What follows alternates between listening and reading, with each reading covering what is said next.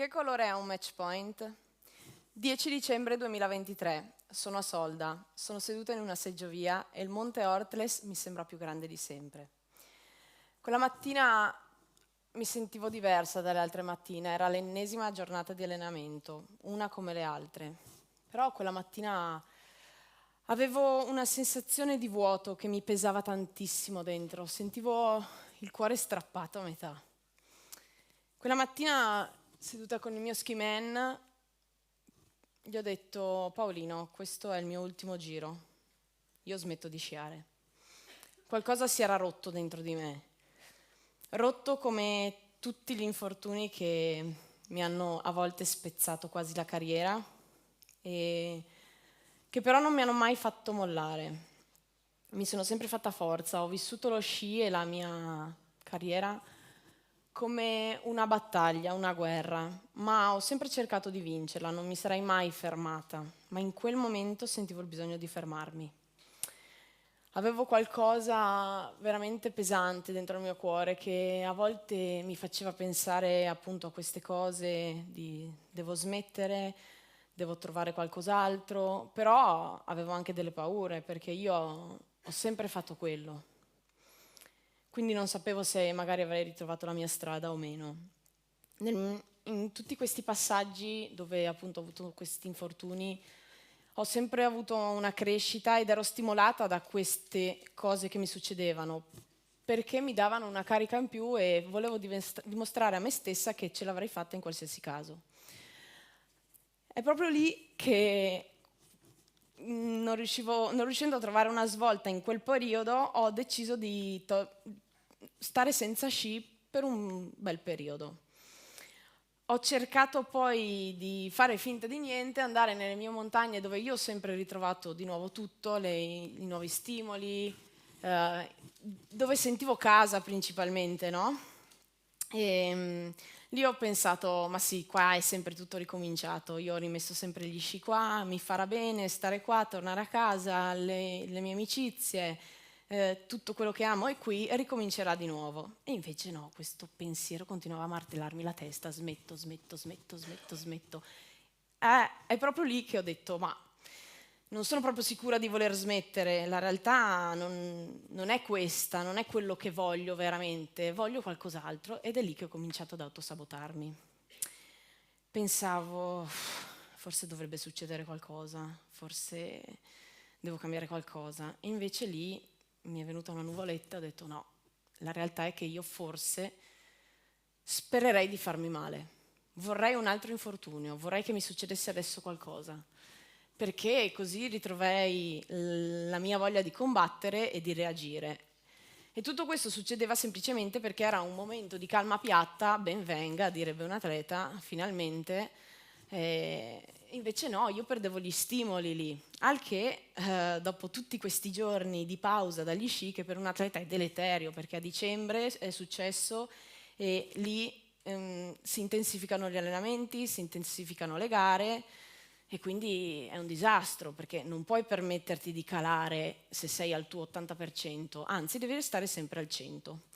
Allora decido di andare in gara, rimettermi in gioco, riprovare a mettermi i miei sentimenti sul mio palco, ma in quel momento non sentivo niente. E la cosa che in tutto questo mi ha sempre fatto molto pensare è stato il fatto che io non sentivo più il batticuore per andare a sciare, non trovavo niente di bello nell'andare a sciare. Io non volevo essere lì e neanche qui volevo essere quella mattina. Ho pensato, ma cosa faccio qua? Perché sono qua? E durante la ricognizione del tracciato ho pensato, ma forse a me piace solo il contesto, sono arrivata ad altissimo livello, forse sono a posto così e dicevo, ma sì, mi piace, non mi piace, mi piace, non mi piace, mi piace la compagnia, mi piace la festa, sei in Coppa del Mondo, però se io fossi stato una spettatore mi sarebbe piaciuto essere lì perché godevo di tutto quello che c'era. Invece io ero l'atleta in quel momento e non riusciva proprio ad andarmi giù. Allora lì ho capito che questa stabilità doveva andarsene. Non dovevo sperare in un infortunio o farmi male, erano due cose tremende. E quindi ho detto no dai, voltiamo pagina, si può cambiare, si fa sempre in tempo, sei arrivata qua, ti sei fatta un mazzo tanto, tieni duro, è l'ennesima prova, è l'ennesima volta che ti metti alla prova, tieni duro. Allora lì decido di cambiare pagina totalmente, finisce finalmente questa stagione che mi ha distrutta e decido di confidare in nuove scelte.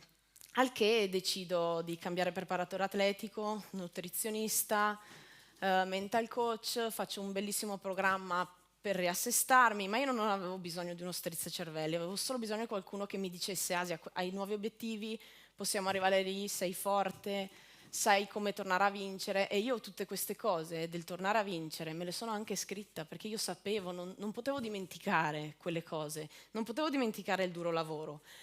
Allora è stato così che ho cambiato tutto e ho avuto una piccola rinascita, se così si può dire. Durante l'estate tutte queste cose si sono confermate e io ero felicissima di sciare di nuovo. Sentivo di nuovo il batticuore finalmente, anche se era estate e non ero in un momento di gara.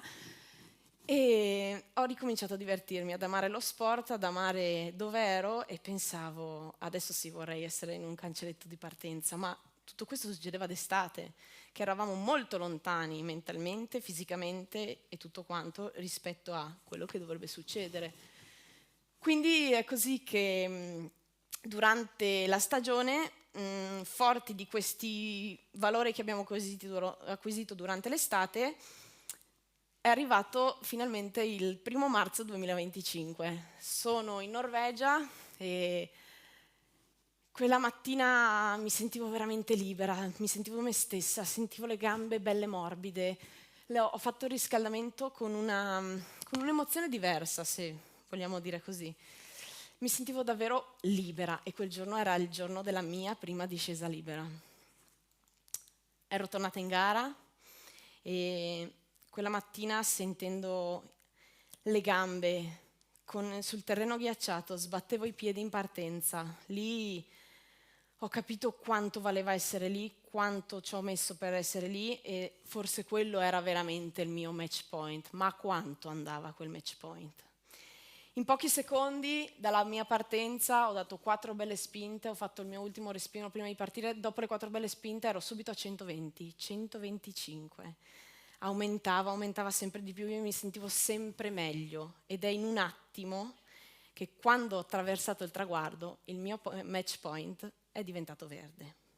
Ma io non mi sono fermata lì, mi sono fermata solo in quel momento, perché avrei voluto viverne altri 1000 così ed è così appunto che mi sono continuata a far forza, ho portato a termine la mia stagione ed ecco il risultato.